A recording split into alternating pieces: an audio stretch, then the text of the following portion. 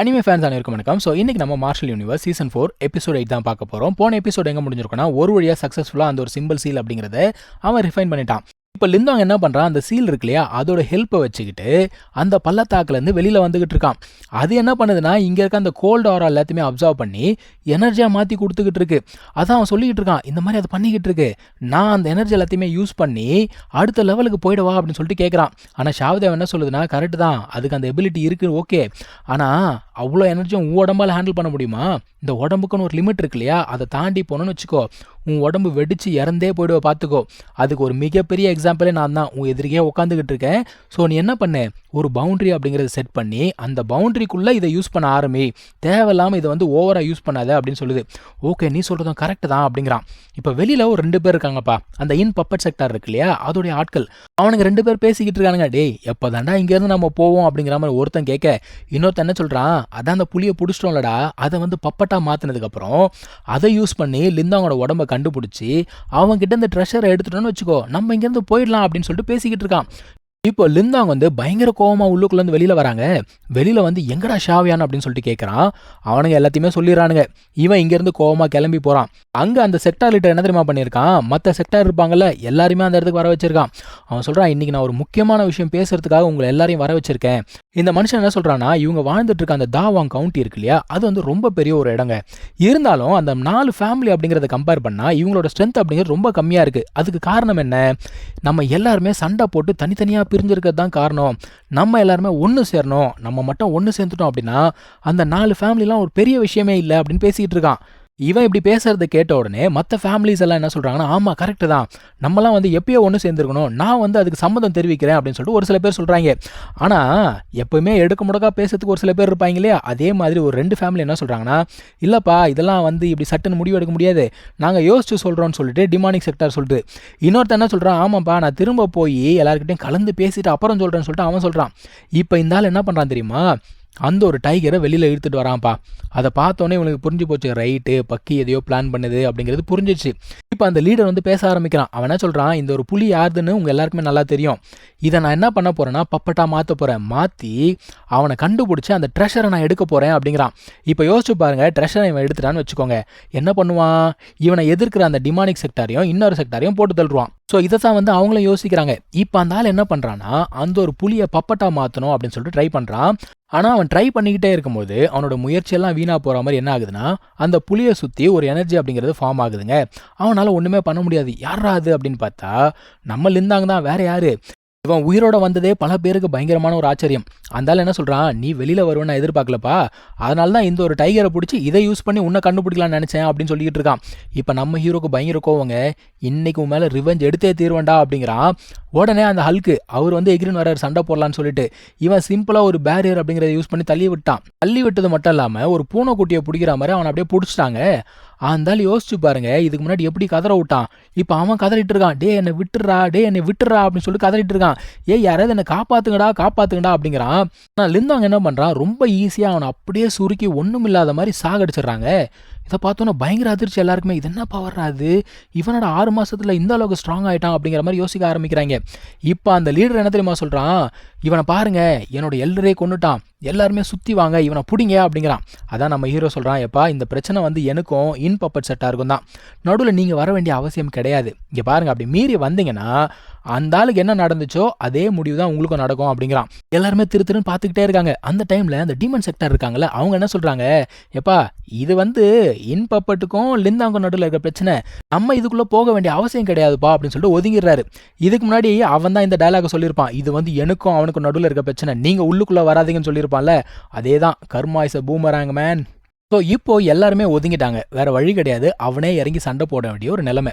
அவன் என்ன பண்ணுறான்னா லிந்தாங் அட்டாக் பண்ணுறான். ஆனால் இவனோட அட்டாக் எல்லாத்தையுமே லிந்தாங் ரொம்ப ஈஸியாகவே தடுத்துறாங்க. அதுக்கப்புறமா லிந்தாங் வந்து எதிர்த்து அட்டாக் பண்ண ஆரம்பிக்கிறான். இப்படியே 2 பேருக்குள்ளே சண்டை அப்படிங்கிறது ஆரம்பிக்குது. அவன் வந்து ஈட்டி அப்படிங்கிறத யூஸ் பண்ணி இப்போ சண்டை போட ஆரம்பிக்கிறான். ஸோ கிரியேஷன் டெக்னிக்கு அது இதுன்னு யூஸ் பண்ணிவிட்டு கடைசியாக ஈட்டி வச்சு தான் 2 பேரும் பயங்கரமாக அடிச்சுக்கிறாங்க.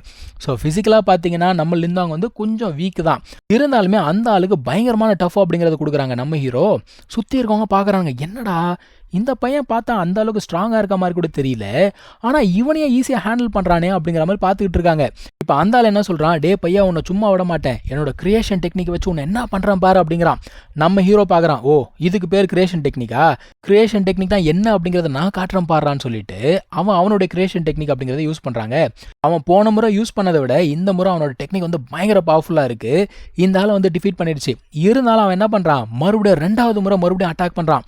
ரெண்டாவது முறை கிரியேஷன் டெக்னிக் யூஸ் பண்ணுறதுன்றது சாதாரண விஷயம் கிடையாது, ரொம்ப கஷ்டம். இப்போ இந்த ஆள் என்ன தெரியுமா பண்ணுறான், நம்ம நருட்டோவில் இந்த சூசனோலாம் பார்த்துருப்போம்ல அந்த மாதிரி எதையோ யூஸ் பண்ணுறான். இப்போ 2 அட்டாக்கும் மோதிக்கிட்டு இருக்கு. அந்த ஸ்கெலிட்டன் வாயில இருந்து பார்த்தீங்கன்னா ஒரு பிளாக் கலர் புகை மாதிரி போகுது. ஷாவ்தேவ் என்ன சொல்லுது, ஜாக்கிரதையாரு அப்படிங்குது. இவன் உடனே என்ன பண்ணுறான், அந்த ஒரு சீல் அப்படிங்கிறத எடுத்து மொத்தத்தையும் அப்சர்வ் பண்ணிட்டாங்க.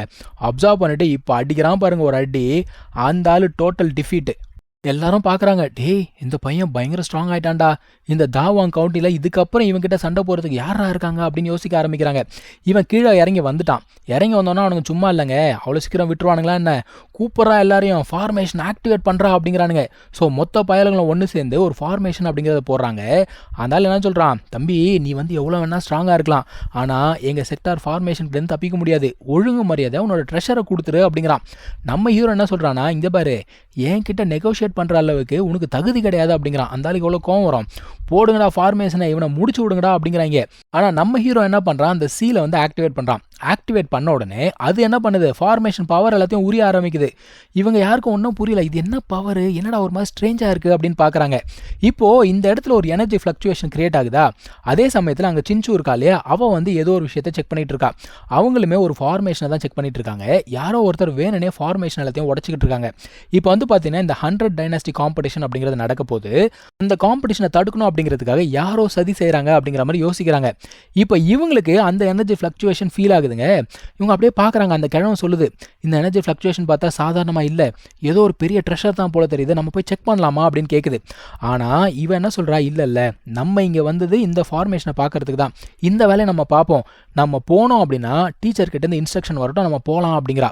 ஓகே அப்படின்னு சொல்லிட்டு அந்த கிழவன் ஒத்துக்குது. ஆனால் அந்த கிழவன் என்ன சொல்லுதுன்னா, இந்த இடத்துல நம்ம யாரையாவது பாதுகாப்புக்கு விட்டு போனோம், ஏன்னா காம்படிஷன் நடக்கூடாதுன்னு நினைக்கிறான் அப்படின்னா கண்டிப்பாக அவன் ஸ்ட்ராங்கான ஆளாக தான் இருப்பான், அவன் திரும்ப வருவான், ஸோ இங்கே யாரையாவது பாதுகாப்புக்கு போடணும் அப்படின்னு உடனே இந்த பொண்ணு என்ன சொல்கிறா, சரி யாராவது ஒரு ஸ்டூடெண்ட்டை விட்டு போகலாம் அப்படிங்கிறா. அந்த கிழவன் என்ன சொல்லுது, இல்லை வரவன் பயங்கர ஸ்ட்ராங்காக இருப்பான், நானே இங்கே பாதுகாப்புக்கு இருக்கேன் அப்படிங்குது. சரி நீயே கேட்குற, பாதுகாப்புக்கு இருந்துக்கோன்னு சொல்லிட்டு அவள் கிளம்பி போயிட்டா. அவள் கிளம்பி போனதுக்கப்புறமா இந்த கிழவன் பார்த்தீங்கன்னா இந்த பக்கம் கிளம்பி வந்துருச்சு. இப்போ இங்கே ஒரு தனி மனுஷன் மொத்த செக்டாரையும் டிஃபீட் பண்ணியிருக்கான். எல்லாருக்குமே பயங்கரமான ஆச்சரியம். ஆனால் இருந்தாலும் அப்போ கூட சும்மா இல்லை, டேய் மறுபடியும் ஃபார்மேஷனை ஆக்டிவேட் பண்ணுங்கடா அப்படிங்கிறான். அட போயா உடம்புல தெம்பு இல்லையா அப்படிங்கிறானுங்க ஒவ்வொருத்தரும்.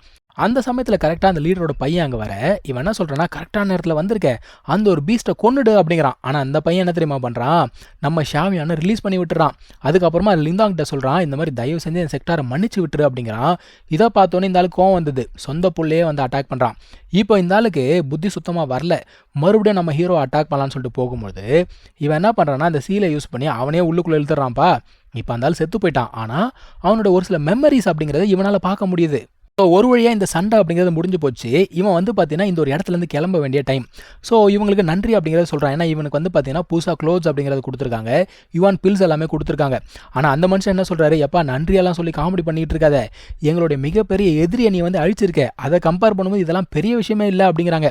இப்போ அந்த பொண்ணு கேட்குறா, நீ வந்து அந்த ஃபேமிலி காம்படிஷனில் பார்ட்டிசிபேட் பண்ண போறியா அப்படின்னு சொல்லிட்டு கேட்குறா. ஆமாம் பார்ட்டிசிபேட் பண்ண போகிறேன் அப்படின்னு சொன்ன உடனே, உன்னோட பவருக்கு நீ கண்டிப்பாக வின் பண்ணுவேன் அப்படிங்கிறா.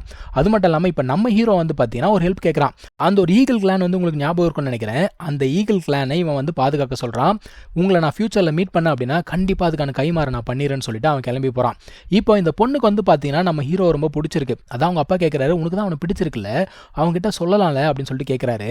அவன் என்ன சொல்கிறா, இல்லைப்பா அவனெல்லாம் நம்ம இங்கே பிடிச்சி வைக்க முடியாது, அவனோட ஆம்பிஷன் அப்படிங்கிறது ரொம்ப பெருசாக இருக்குது அப்படின்னு சொல்கிறா. ஸோ இங்கே தான் இந்த எபிசோட் முடியுதுங்க. நம்ம அடுத்த எபிசோடில் மீட் பண்ணலாம். தேங்க்யூ ஸோ மச் ஃபார் வாட்சிங். Take care. பை.